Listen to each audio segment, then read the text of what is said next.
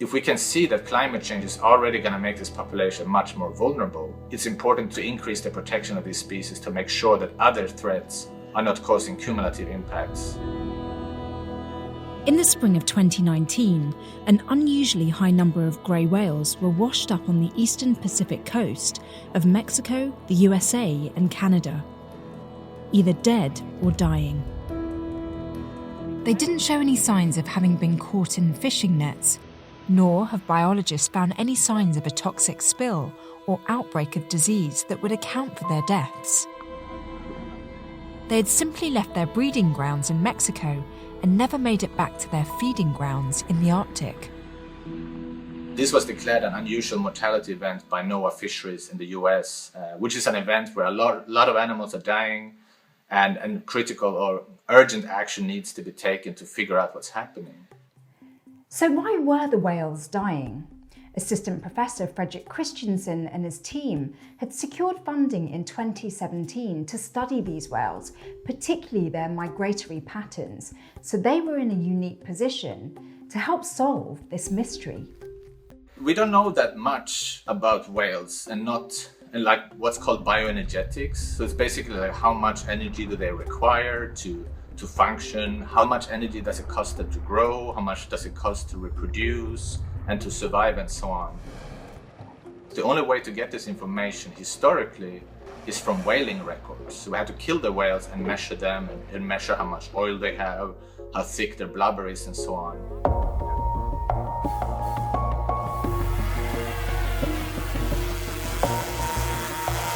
Professor Christianson has been using drone technology to measure the bioenergetics of whales in a non-invasive way.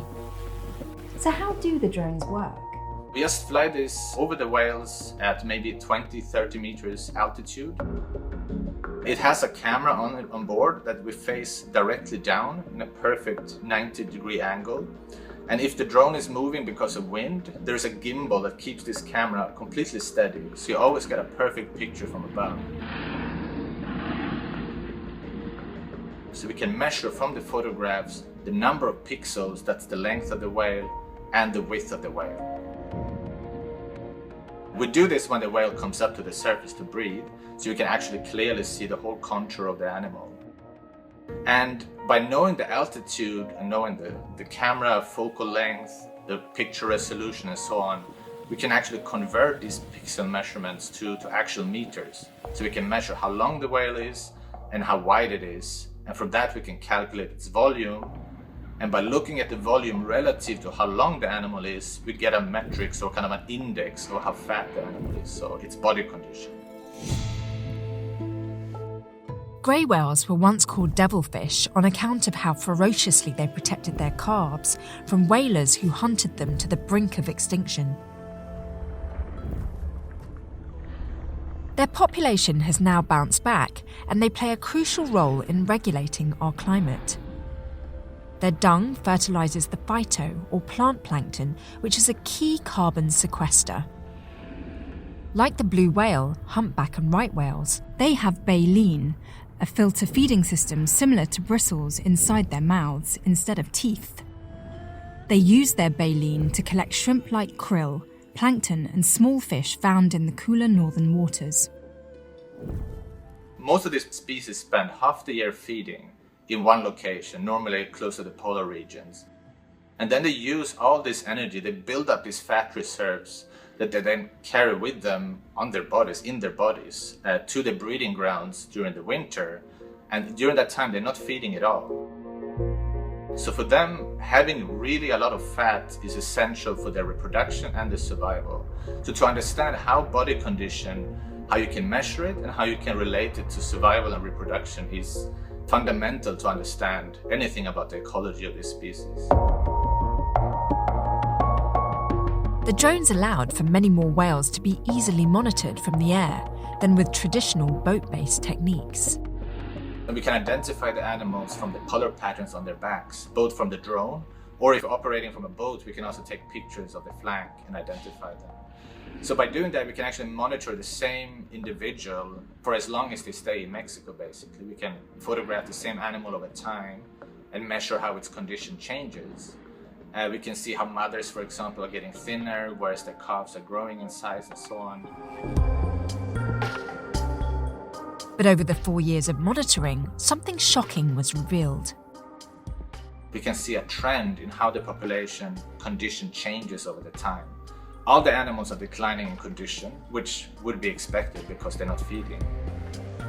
But they're declining to a level which is really low before they start heading north. And that level is much lower in 2018 and 19 compared to 2017, which makes me believe that the animals are losing so much condition that they're getting very close to their starvation threshold. And some animals are gonna have passed that threshold and end up dying before they get back to their feeding grounds where they can replenish their energy reserves.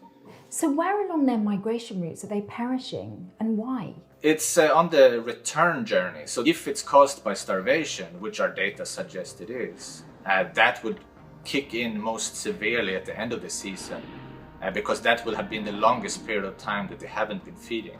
And do you know what's causing this?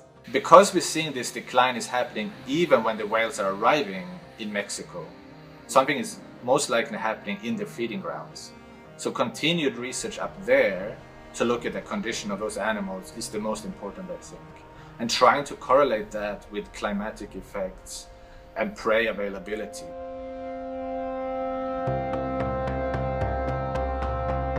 Saving these beautiful creatures is part of a much bigger picture of supporting animal populations during unprecedented climate change. Understanding how the Arctic ecosystem is affected by climate change and how this is affecting the prey of the grey whale will be very valuable in itself. From that we can start making predictions of seeing, given different future scenarios, how can we expect the population of grey whales to respond to this? And I think that will then be very important to regulate other things. I mean, we should try to stop climate change, that's for sure, but that's a major challenge.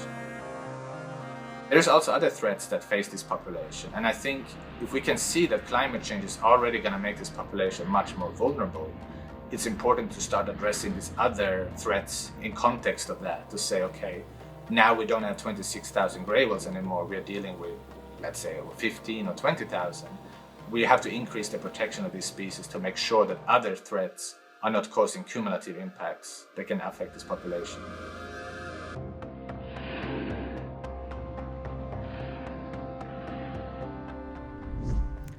Thanks for watching. Don't forget to like, comment and subscribe and hit the bell button below for notifications.